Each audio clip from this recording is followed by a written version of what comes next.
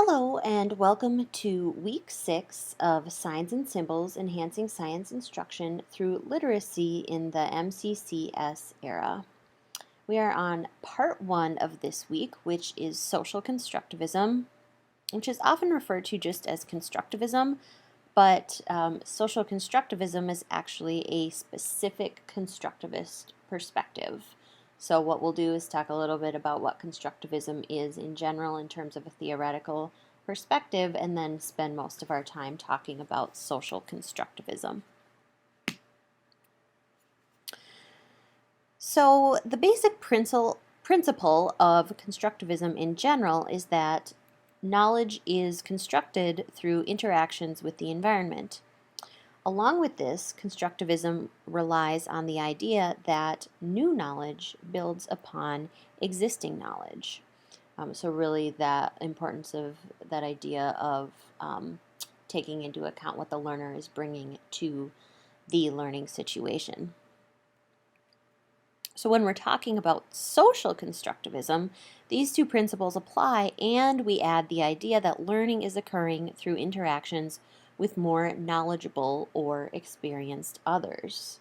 So thinking about how this can occur in a variety of settings, including formal and more informal education. Constructivist theory is a popular theory in current educational practice. Most teacher training programs include information about the foundational constructivist theories of Piaget and Vygotsky. And what we'll be focusing on in social constructivism is the Vygotskian theory, because his was the one that really added that social piece. So teaching techniques like inquiry-based learning, problem-based learning, and Montessori all have their base in constructivist theory. What are some of the assumptions of social constructivism? One of the primary assumptions of this theory is the idea that we are capable of doing more in collective activity or under the guidance of more capable others. And it is important to note that these more capable others don't have to be our superiors, like teachers or parents, but they can also be our peers. Along with this assumption that we can do more together is that this learning occurs through the use of tools such as language. One easy example of this is when we have our optional webinar discussions or our online discussion forum. The structure of these discussions is designed to provide the opportunity for each of you to share your expertise with your peers. Collectively, you are able to reach an understanding more advanced than you would alone. In this case, you use the tools of spoken and written language. Obviously, then, face-to-face interactions aren't the only way that learning can happen. Think of the online discussion forum as an asynchronous learning environment where individuals are contributing to the collective activity on different timelines. Now, expand that out even further and think of the idea of scientific discovery and the collective activity of scientists working at the same concept across time. They may never meet each other. They may not even live at the same time. However, when they engage with the writing of their peers, they are engaging in socially mediated learning through the use of written language. So, as I mentioned, this idea of social constructivism was really foundational in terms of Lev Vygotsky's theories of constructivism. And just one part of what he talks about in his theory is that language begins as communication between the individual and people in the environment and then becomes an internal mental function. And so even though this is only one piece of his particular perspective on constructivism, this is what we tend to focus on, particularly in education, is how this communication between an individual and the people in his or her environment, and how they communicate and learn cultural tools such as language, symbols, tools of a particular trade, how they acquire the knowledge of these tools through social interactions, but then how they also basically learn to use them on their own or how they become internal mental functions. So even something like moving from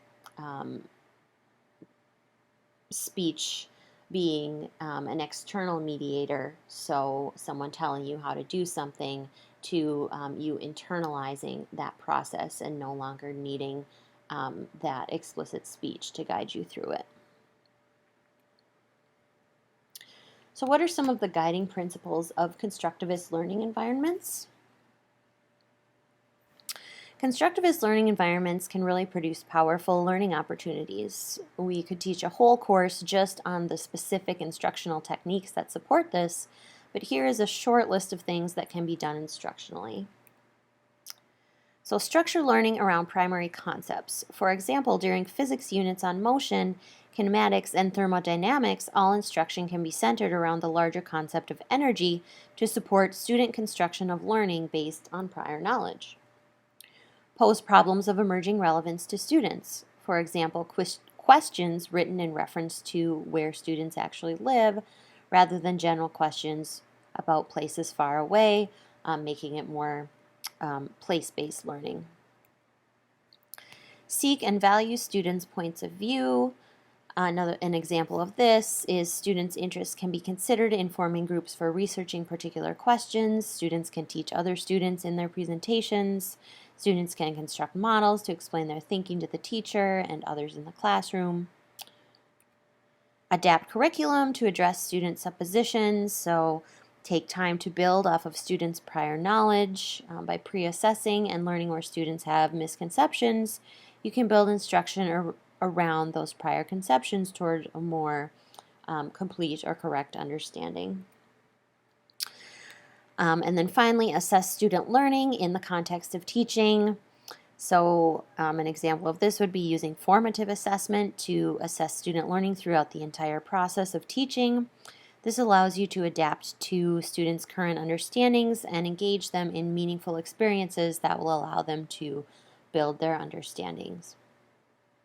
So, and this is all actually coming from a textbook, Learning Theories and Educational Perspective by Dale Shunk, which is a great textbook to pick up if you're interested in learning and reading even more about the theories that we're covering in the course.